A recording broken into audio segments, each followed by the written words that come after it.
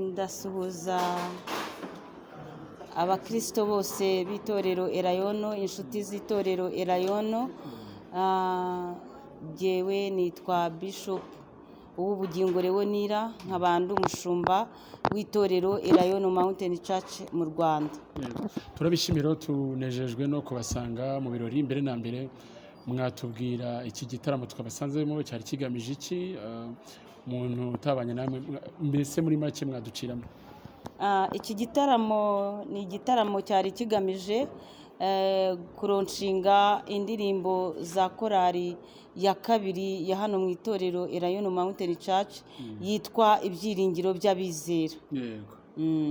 Hanyuma rero itorero ryanyu mufite amakorali angahe se? Ubwo biranajyana n'iterambere umuziki amakorali amaze kugeraho se, niyo ya mbere ibikoze se? Mugeze kuki buryo bwo kuzamura urwego rw'imiririmbire mu itorero ryanyu? Itorero ryacu rifite amakorali 4, ariko dufite n'indi korali nkuru yasohoye indirimbo bwa mbere 2 yitwa Itabaza. Yego. Hanyuma rero uyu munsi rero abaronshinze ni korali Ibyiringiro by'Abizera. Yaronshinze alubumu yabo ya mbere iriho indirimbo 6, ariko izina rya alubumu yabo yitwa Igicu. Yego. Mu buryo bw'ivugabutumwa nk'umushumba, iyo ubonye ibi bikorwa biba bivuze iki ku bakristo musengana, ku bakristo muyoboye? Nk'umushumba iyo ndebye uburyo ki amakorali aba ari mu ivugabutumwa, kandi nkabona bose bafite imbaraga bashyira umwete muri uyu murimo wabo w'uburirimbyi, jyewe bimpa motivation, biranyankuraja, kandi mu buryo bw'umwuka biba binyereka yuko umunyarwanda niwe wavuze ngo sindera ibuye. Ubu ubona ko bari gutera imbere, ndetse n'ivugabutumwa riba rirushaho kwaguka. Mpamya neza ko iyo ubwiriza mu buryo busanzwe nk'ubu twahura nkakubwira ngo Yesu agira neza, yohana ibyaha, iyo duhuye gutya ushobora kudahita ubyakira cyangwa ntahita nkukonvenka nkoresheje ijambo ry'Imana, uretse ko umuntu yavuze ijambo ry'Imana ariherekeje imbaraga z'umwuka wera. Ariko kenshi ubutumwa bukozwe mu ndirimbo bwambuka imipaka ku buryo bwambukiranya ahantu hanini cyane wowe utabasha kugera. Ikindi, indirimbo zo zirabwiriza ndetse kuturenza, kuko umuntu asubiramo amagambo y'Imana baririmbyi bari bariho bavuga mu ndirimbo. Murakoze cyane. Turanabijyanisha n'ikibazo umuntu yakwibaza, ntabwo umuntu nyine kumva ko mufite amakorali 4 umuntu yavuga si menshi, kuki mwahisemo gukora muri uwo murongo, mutahisemo wenda itsinda rimwe ryo kuramya no guhimbaza gusa? Buriya rero ijambo ry'Imana riratubwira ngo ingingo zose ziruzuzanya. Bishatse kuvuga ngo nimba ari korali y'urubyiruko, ntago urubyiruko waruhata cyangwa se ngo urubuze amavuta yabo yo gukorera mu maraso ashyushye. Abo ngabo rwose kubavanga n'abandi bakuze cyane, nawe urabyumva ntago bahuza. Urubyiruko ruba rushaka ibintu byabo nk'urubyiruko biri update, bo bari updatinga kuri gahunda zose, bakavuga bati twebwe mbese ushiduka uri umushumba biselektionye utazi ukuntu byagenze. Gusa ikigushimisha nuko bose baba bari gukora umurimo w'Imana. Baruzuzanya. N'ubwo butumwa rero mwagenera abakristo muyoboye ndetse n'abandi bose batwumva, uyu munsi iterambere ririhuta, ni igihe abantu bari gukora ariko bikanihuta. Ivugabutumwa ntirikiri ryo mu nsengero gusa, umuntu ashobora no kumva izo ndirimbo bamugana agakizwa. Ni iki mwabwira umuntu udukurikiye, yaba uvuga ubutumwa ndetse n'undi wese ubakurikiye nk'itorero, mwagenera abakunzi b'umusaraba? Ikintu cya mbere, abadukurikira n'abadukunda kuri YouTube channel yacu Elayono TV, nuko badufasha gusensibiliza cyangwa se gutanga izi message z'izi ndirimbo zacu.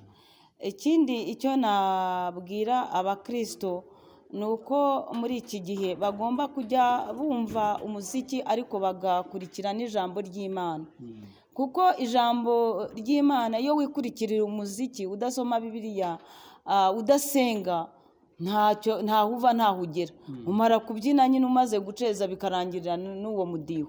Ubwo rero ngewe numva nshishikariza abantu cyane cyane ko bajya barushaho kumva inyigisho zibakomeza muri uru rugendo, ndetse no gushaka Imana bagasenga bagakizwa bakihana, atari iby'imiziki gusa ngo birangirire aho mu muziki. Ni icyo ngicyo nababwira. murakoze cyane. Imana ibahe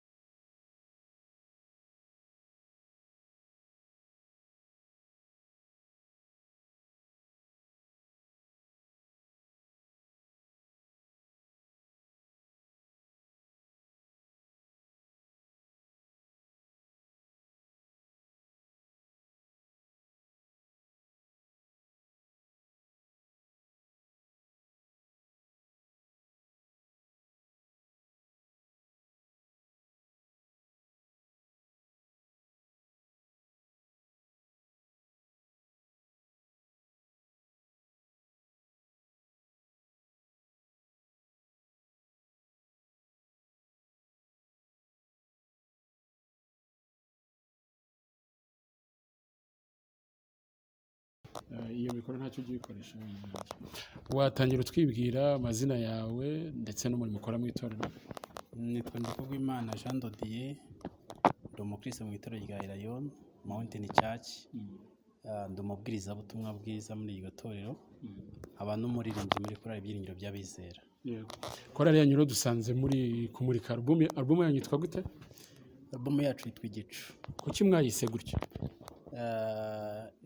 Ni izina rihumuriza, ni igicu cy'imvura. Ni igicu cy'imvura. Ni umuririmbyi wa 22 uvuga ngo Mana utuvubire imvura kandi y'umugisha wawe. Hahoze hagwa imvura y'urujojo ariko utuvubire imvura y'umugisha. Hanyuma rero tubwire gato kuri korali yanyu. Ni korali igizwe n'abaririmbyi bangahe? Se ni korali yavutse ryari? Mukora umurimo gute? Korali yacu yavutse 2008. Korali yacu ni korali nziza yatangijwe n'abaririmbyi 6. Uyu ngubu tugeze ku rwego rw'abaririmbyi 18. Harimo abagiye bashaka, abagiye bimuka bakava muri Kigali, abandi bakajya mu bindi bihugu. Twigeze tuba abaririmbyi 67. Ubwo rero bamwe barashingirwa, abandi bajya mu bindi bihugu kubera ubuzima bwo gushakashaka, ariko uyu mwanya umubare dufite uboneka kuri stage ugapasinga ni 18. Ariko n'abandi turababara abatarashingiye ngo bajye mu yandi matorero, n'abataravuye mu itorero ngo bajye ku yindi misozi ku mpamvu zo kwimuka. Mukorana mute nabo abo bandi bagiye bajya hanze? Abo bagiye bajya hanze turavugana mu gihe kiri ngombwa, bakadusapotinga mu gihe bishoboka. Ariko turavugana mu buryo bwo gusenga Imana mu mirimo yose. Hanyuma rero niki byabahaye? Ngira ngo bwari bwo bwa mbere musohoye indirimbo mukora launch. Niki mwungutse nka experience nk'ikintu gishya mwungutse? Urumva ni intambwe ya mbere mwari mugezeho, bibigishije iki? Bibasigiye iki ku mutima wanyu? Tunezerewe cyane kuba twamamaje ubutumwa bwiza mu ndirimbo, kuko nibwo burenganzira dufite mu itorero, kwamamaza ubutumwa bwiza mu ndirimbo kuko arizo mpano zacu. Biratunejeje cyane kuko uyu mwanya ubutumwa bwiza mu ndirimbo twari dufite bwagarukiraga mu matorero ya Elayon mu Rwanda, ariko ubu ngubu twafunguye, dufite channel y'itorero ya Elayon TV. Umuntu wese wakenera ubutumwa bwacu, yaba ari mu gihugu, hanze y'igihugu, yaba ari mu itorero, hanze y'itorero, wese yabasha kubona ubutumwa bwiza muri izo ndirimbo. Ndetse bikaviramo korali yacu kwamamara, ndetse n'itorero muri rusange. Hanyuma rero indirimbo zanyu zishingiye kuki? Ese ubutumwa mutanga mu by'ukuri bwubakiye kuki? Iri torero rero ryatangiranye n'iyi korali yacu y'ibyiringiro. Hari intambara nyinshi cyane itorero ryarwanye, ibyiringiro turi hariya nk'abana b'itoro turi kuzireba. Rero indirimbo nyinshi hafi ya zose ni izo guhumuriza. Twahumurije itorero muri rusange nk'iwacu, turongera duhumuriza igihugu muri rusange nk'igihugu cyacu, turongera duhumuriza isi muri rusange nk'isi dutuyemo kandi tugenderamo. Ni ivugabutumwa ry'ihumure, ni uguhumuriza muri rusange. Inarubomu yose ni iyo guhumuriza. Imana ishimwe cyane. Mwaba mufite ibindi bikorwa, izindi ndirimbo zaba zisigaye muri studio cyangwa se mugiye gukora amashusho, murateganya iki muri rusange? Ubu ngubu ikintu cyihutirwa, Imana nikomeza kudushyigikira turahita dukora amashusho. Nta kindi cyihutirwa no gukora amashusho kuri iyi alubumu, tukabanza tukayipfundikira tukayirangiza. Indirimbo zo zirahari, ariko izo dukeneye nyirizina ni ukubanza gukora amashusho ya zino twari twatangiye. Ubwo abantu bakwitega ko bazagaruka muri konseri yanyu nka ryari mugiye kuzimurika? Ugira ngo Imana idufashije bitinze ntibyaba umwaka utaha. Imana ishimwe cyane. Imana idufashije bitinze byaba umwaka utaha, itorero rikomeza kudushyigikira nk'uko riri kudushyigikira, n'Imana ikatuba mu ruhande, umwaka utaha tuzongera tubatumire kandi. Murakoze cyane. Bavuze ngo indirimbo barazibona he? Barazibona kuri YouTube y'itorero ryacu Elayono TV, niho babasha kubona indirimbo uyu munsi cyangwa ejo. Hanyuma album iriho zingahe? Ariho indirimbo 6. Byiza cyane. Mwakoze cyane. Yego murakoze namwe.